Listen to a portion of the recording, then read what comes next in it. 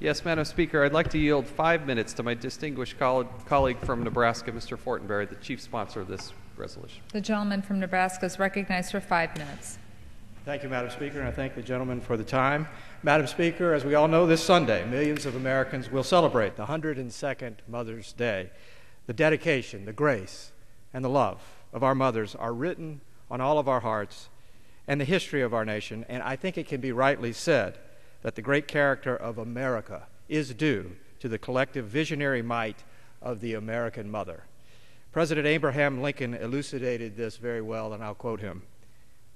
"All I am or hope to be, I owe to my angel mother. I remember my mother's prayers, and they have always followed me. They have clung to me all of my life." Across time, traditions, and cultures, mothers have long been recognized and uplifted for their irreplaceable contributions to the family and to society. But it wasn't until a woman, as we heard earlier, from Grafton, West Virginia, named Anna M. Jarvis, held an observance in her mother's honor at St. Andrew's Methodist Church, that the modern America's Mother's Day first began. The quest for the official recognition of Mother's Day, however, began in my own home state of Nebraska. Ms. Jarvis and the Young Men's Christian Association urged the junior senator from Nebraska, Elmer Burkett, to bring the celebration before Congress for a vote in 1908. It didn't pass then, but in fact, it took until 1914, but they got it done. Congress eventually declared, quote, that the service rendered the United States by the American mother is the greatest source of the country's strength and inspiration.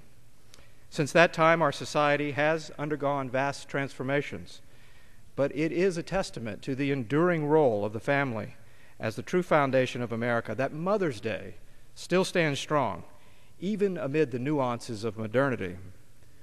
Mothers have sustained and strengthened our nation through every generation, and their compassionate leadership in the family and in their communities has remained a constant, even through turbulent times. Each day, mothers are called to carry on the essential challenge of nurturing and fortifying our world, of building a better future for our children. The strength of the nation ultimately is determined by the strength of our families and communities, and mothers shape that strength through their unique and integral role. Madam Speaker, in times here we have become mired in bitter policy disputes.